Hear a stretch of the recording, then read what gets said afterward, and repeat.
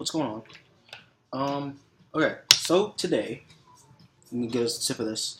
This is not the actual thing. This happened a lot today. Everyone thought this was the aloe vera water. It's just regular uh, tap water in here. It gives me power. Okay, so today, class was pretty good. Alright, so history class went like this. First history class today, we were asked to tell him what history was, right? Where we should start American history, right? Which was a very interesting question because it was an interesting question, not for the fact that, it was the history professor asking us where we should start the course of American history to 1865, because I was getting ready to say, hey, we should start at year 1864 and then, go from there. I thought it would be pretty funny meme, but, seriously, looking at it, think about it. Where does American history start? It starts either with the Native Americans, so you're going to go back and look at some of the culture of the indigenous tribes and groups of this continent, of this country.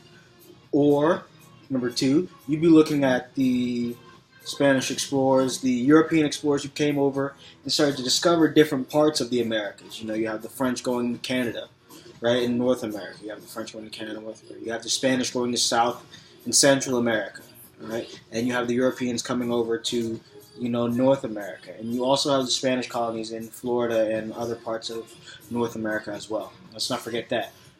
And then the third one here is that we could talk about when the European colonists got here, right? With the first colonies of, like Jamestown and Roanoke and stuff like that. That'd be pretty cool. So those three things right there really are some really important parts of American history. And I think, hopefully, we'd be covering all of those. But he said before that we're not starting in Chapter 1, so that eliminates the Native Americans from that, right? That eliminates the talk about the Native Americans and all their culture there. Don't worry, I got you. I don't want to get flagged on YouTube. Well, fuck it, I'll get flagged on YouTube all day long. Hey, if you're in YouTube and you want to flag some of my videos, flag this. Flag all of that. Every last second of it. Alright? So, that was cool. We did that today. And then, on top of that, afterwards, I went to go and try and give blood. And if your blood pressure is too high, they won't let you give blood for obvious reasons. Right? But my blood pressure was, extremely high for my age and for the amount of activity I was taking part in today, which was very little, and the amount of water I drank today. It was very odd for my blood pressure to be up at 150 over 120, 154 over 120. It was kind of odd, right? I didn't expect that, but hey, it's probably because of what I ate last night, something like that. How it had a lot of sodium in it that might have done it, but that's neither here nor there. We're here to talk about classes. So the second class we had today was, my second U.S. history class. And I thought that was really nice as well. Again, this is just the start of these classes, so it's not really anything too serious yet. And U.S. history, I think, is a total wash. We all know U.S. history to some extent, or we should, right? We're all U.S. citizens. We should all know some type of, U.S. history. That should, you should have learned some of that in high school. I believe you should learn some in middle school, as a matter of fact. You should start it in middle school, and then you move into the finer details. 8th grade, high school, you start there. And world history should be, I feel like you should start U.S. history about 7th grade. That way you get to high school about 9th grade, 10th grade, it's done. And then you do your world history.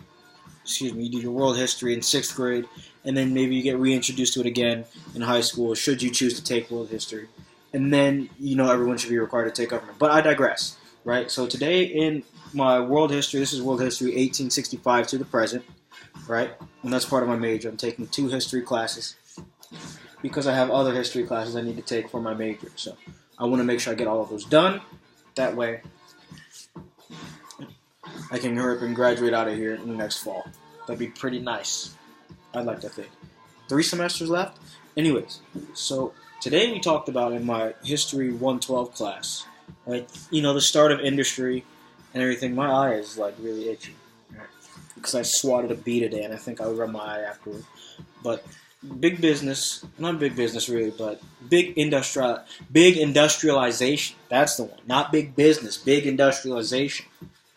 The big industrial revolution, right? So we were talking about that, and we came, not really too. We didn't, really go into it too hard. It was kind of like, yeah, what's this here and what's that there? It's like, all right, cool, I can do this. Or it was, I think he wanted us to look at just a few examples of big business, like, looking at steel and how steel came about, and the Henry Bessemer process, and Andrew Carnegie, all that good stuff. I can't tell you exactly word for word what the Henry Bessemer process is, but I can tell you it's a process of refining the iron ore that you make. Well, the initial iron ore you get after you melt it down and you create your pig iron, which is what you make your Japanese swords out of. It's that weak iron that you have to fold a bunch of times just to make sure you get some kind of sharp edge out of it. Whereas, the Henry Bessemer steel process, as you take that iron, melt it down again, you add extra minerals to it. Now you have a nice, stronger metal, steel. And if you were to make a sword out of steel, you wouldn't have the same problems that the regular katana would have, where it cannot handle sword to sword, blade to blade contact, right? Man, the guy who wrote the Book of Five Rings, he'd love a steel sword. He'd be like, this is the shit. And yes, katanas are not steel. These are iron swords, right? Same type of iron that was used in English swords, except the English sword was made of a higher quality iron, while the Japanese swords were made of the iron that they could find on the island. Not very good ore. They were using a lot of different types of metals and minerals just to fashion some kind of weapon. Right? Granted, it's still sharp, but not as strong as the English longsword or the German Zweihander, which is how you say that, Zwei.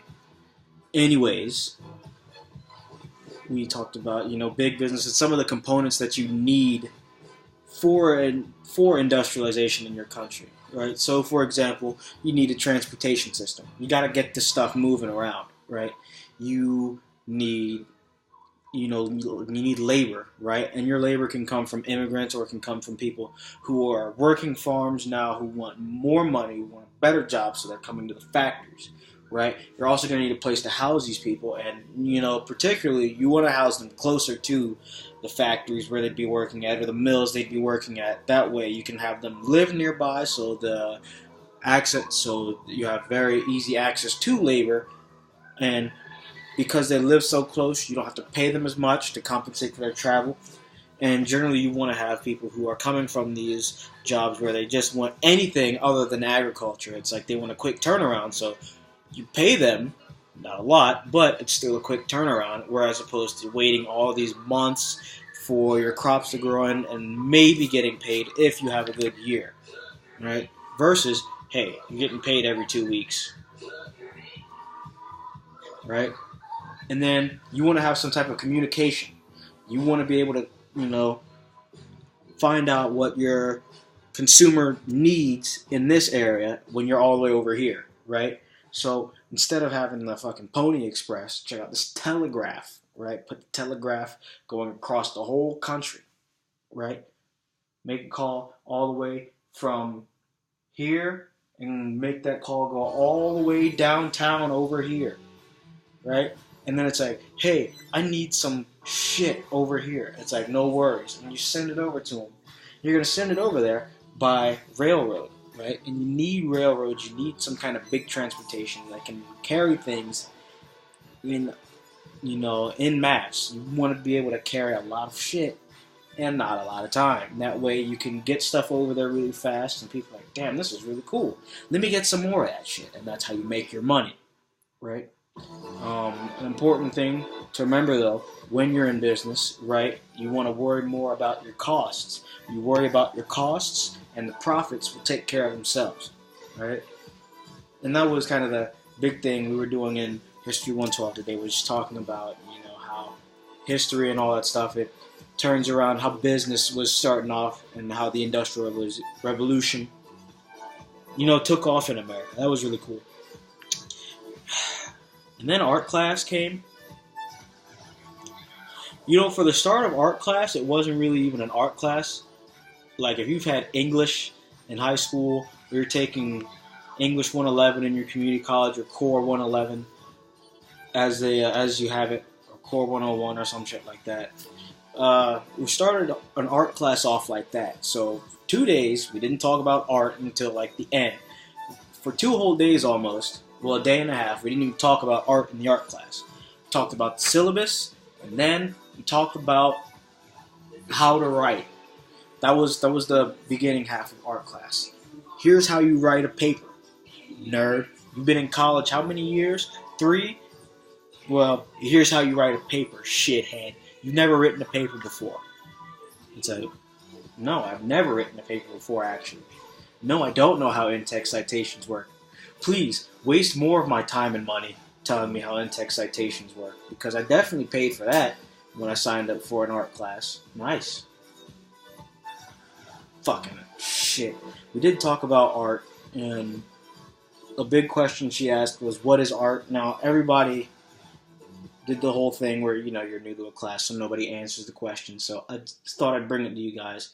What is art? What do you guys think art is? All right, so I'll just tell you what I think art is. I'm thinking that art is I think art is all a manner of perspective, right?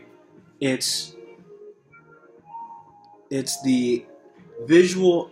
It's like the application of skill and creativity in a visual manner, right? And how you perceive art as being valuable is the manner of perspective, right? So, for example, right, a lot of people will look at this cup and say, man, that's pretty sick. That's an arty design, right? The American flag, that's a really cool design. I like that. Where some people are like, yeah, you fucking idiot, you just duct taped a cup. You're not smart. Get a job. I have a job, but it's a work study. That other shit. Yeah. Well, that was basically what we talked about at the end, right? We talked about what art is and, the evolution of the modern artist. And let me tell you something. Some of these modern artists out here, Rothko, those guys can eat shit and die. That's cheating. That is actually cheating. Look, man, I've been playing Mortal Kombat and all these other. I've been playing Street Fighter. I've been playing Tekken for years. I've been playing fighting games for years. I know cheating. I know cheat when I see cheat. And these motherfuckers like your Rothkos, your Jackson Pollocks, the guy who painted the can of Campbell's soup, those guys are fucking cheaters. Alright? All of them cheaters. Dadaist, impressionist cheaters. Right?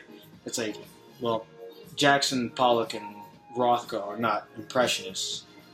I don't think they're Dadaists, but they're cheaters all the same, right? Because they take the idea of art and they're like, throw that shit out of the window. It's like, yeah, just look at this, right?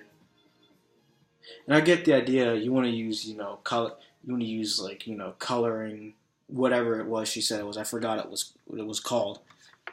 Color theory, and you want to make a lot of paintings using your color theory and construct it in such a way that people can find pleasure from it. I get that.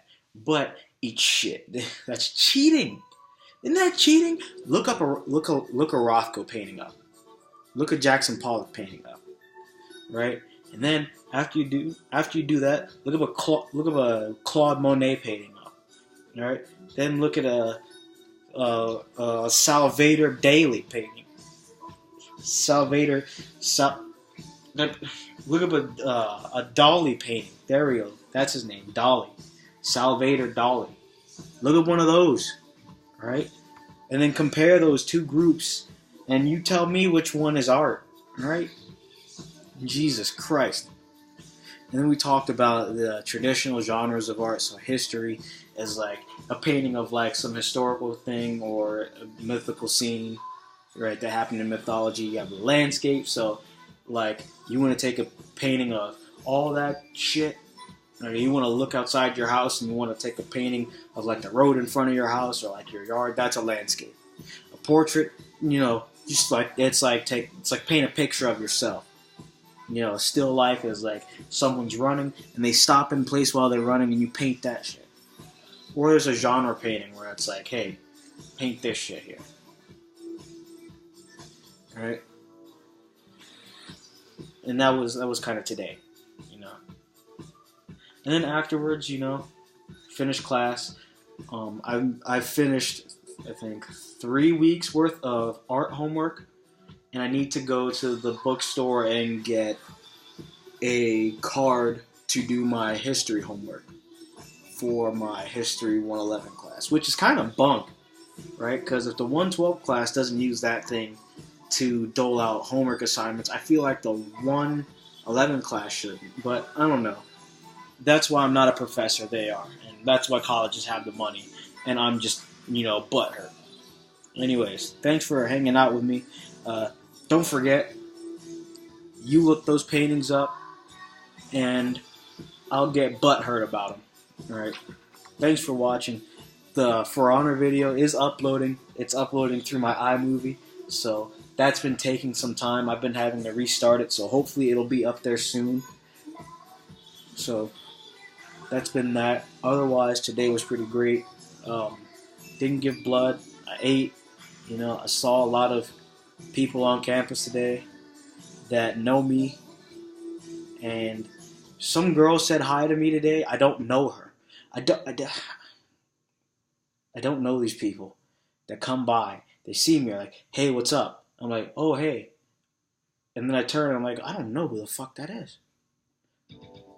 Like some girl on a bike rode past me in one of those weird fucking scarf things that hides everything but your face. Right? She was like, hey, what's up? I was like, yo, what up? I was like, I don't know you. The guy walking by me, I was like, I don't know her. He's like, I don't know you or her. Why'd you say hi? I was like, I don't know. Don't talk to me like that. And then I went to class. That last part didn't happen. He was just like, oh, damn, that sucks. And then I went to class. And then, like, I don't know. And she probably fell off her bike and ate shit, I guess. I don't know. Anyways, I'll see you guys later for the next one of these. You guys have a good night. Eat something healthy. Drink something healthy. Or not. I don't really give a shit. And I'll see you for the next one.